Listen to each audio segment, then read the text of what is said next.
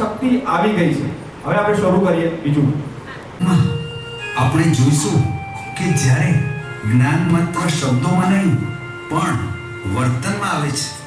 ગંગા હપ્તી હપ્તી પ્રવેશે છે, તેનાથી ભૂલથી ટેબલ પર પડેલી કાચની મોંઘી ફૂલદાની અથડાઈને ફૂટી જાય છે અને ગંગા ફફડી ઉઠે છે.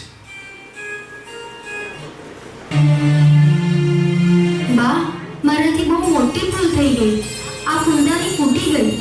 આજે ઘરે છોકરો માંદો છે ને, એના ટેન્શનમાં ખબર જ ના પડી.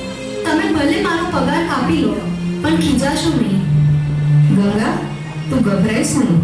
ફૂલદાની તો કાચની હતી, એનો હિસાબ પૂરો થયો એટલે ફૂટી ગઈ. પણ તું પહેલા પાણી પી અને શાંત થા. તારા છોકરાની તબિયત કેવી છે? તારે ઘરે જલ્દી જવું હોય તો જા, બાકીનું કામ તો સંભાળી લઈશ. બા, તમે ખીજાશો નહીં. તમે તો દાદાજી પાસે જ્ઞાન લીધું છે એટલે બધું બદલાઈ ગયું હોય તેવું લાગે છે. પહેલા તો તમે નાની નાની વાતમાં ગરમ થઈ જતા હતા.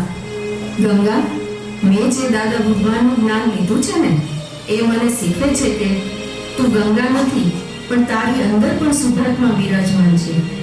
આ ફૂલદાની ફૂટી એ તો વ્યવસ્થિત છે. જો હું તારા પર ગુસ્સો કરું તો મારા અંદર બેઠેલા દાદા દુભાય. સાચો મહિલા દિવસ તો એ છે કે હું તારા દુઃખને સમજી શકું. જોરદાર તાળીઓ થઈ જાય. પ્રસંગમાં જોયું, એક નાની વસ્તુ તમે બદલી, તમારા મનનું સોફ્ટવેર દ્વારા મીઠાશ, શબ્દોમાં મીઠાશ ફિલ્ટર થયું. કેટલા સરસ શબ્દોથી એ જ વર્તનને વ્યવહાર શુદ્ધ રાખ્યું. તો દાદા દિલમાં તો મુક્તિ પલમાં. તો મુક્તિની નજીક પહોંચવા માટે ખાલી તમારે શબ્દોમાં મીઠાશ રાખવાની જરૂર છે. આ પ્રસંગનું આ રિઝલ્ટ હતું. એક વખત આ પ્રસંગ માટે જોરદાર તાળીઓ થઈ જાય અને શૈક્ષણિક અને કામના પાત્ર માટે જોરદાર તાળીઓ થઈ જાય. શું વાત છે? ફાઇલ તરીકે દેખાય અને આપણે એનો સંભાવે નિકાલ કરીએ ત્યારે સમજવું કે અંદર દાદા સચવાયા છે. પરમ પૂજ્ય કનુ દાદાનું એ સૂત્ર યાદ કરો. દાદા દાદા બોલાય પણ અંદર દાદા સચવાય નહીં તો શું કામનું? જ્યારે નુકસાન થાય, જ્યારે કોઈ આપણને અન્યાય કરે, ત્યારે જો અંદર દાદાની આજ્ઞા હાજર થાય તો જ આપણે સાચા ભક્ત છીએ. પોપટની જેમ નામ બોલવું સહેલું છે, પણ પરિસ્થિતિમાં દાદા બનીને જીવવું એ જ અક્રમ વિજ્ઞાનની સિદ્ધિ છે. દાદા ભગવાન કહેતા કે અમારું જ્ઞાન તો વર્તનમાં આવવું જોઈએ. દાદાની હાજરી, અંદર દાદા સચવાય એનો અર્થ એ કે ગમે તેવી મુશ્કેલીમાં તમારી શાંતિ ન ખોવાય. અનુભવ શબ્દો તો બહાર રહી જશે, પણ અંદર જે પરમાનંદ અને ક્ષમા છે તે જ સાચું ભાથું છે. આજે નવાપુરની આ સાલગીરી પર આપણે આ શેઠાણી જેવી જાગૃતિ કેળવીએ. આપણા દરેક વ્યવહારમાં, પછી એ કામવાળી હોય કે પાડોશી, અંદર બેઠેલા દાદાને સાચવીએ. દાદા એટલે પ્રેમ, દાદા એટલે જ્ઞાન અને દાદા એટલે સંભાવ.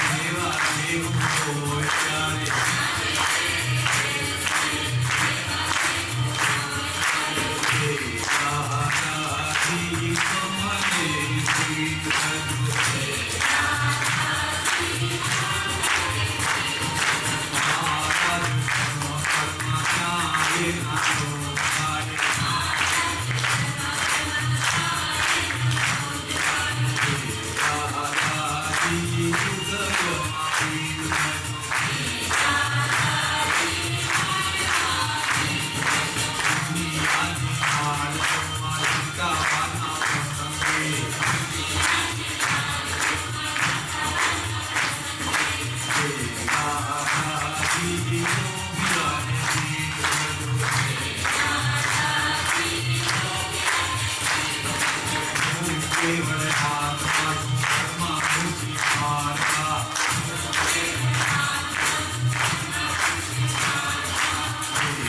દાદાજી માયામાં પીઠ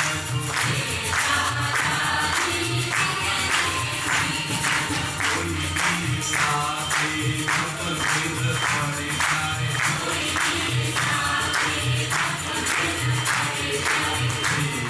દાદાજી નામમાં પીઠ દાદાજી નામમાં પીઠ દાદાજી રસને પીઠ દાદાજી રસને પીઠ દાદાજી હરિદ્રમાં પીઠ દાદાજી હરિદ્રમાં પીઠ દાદાજી તપમાં પીઠ દાદાજી તપમાં પીઠ દાદાજી વાહ ભાઈ, જોરદાર તાળીઓ થઈ જાય. તો એક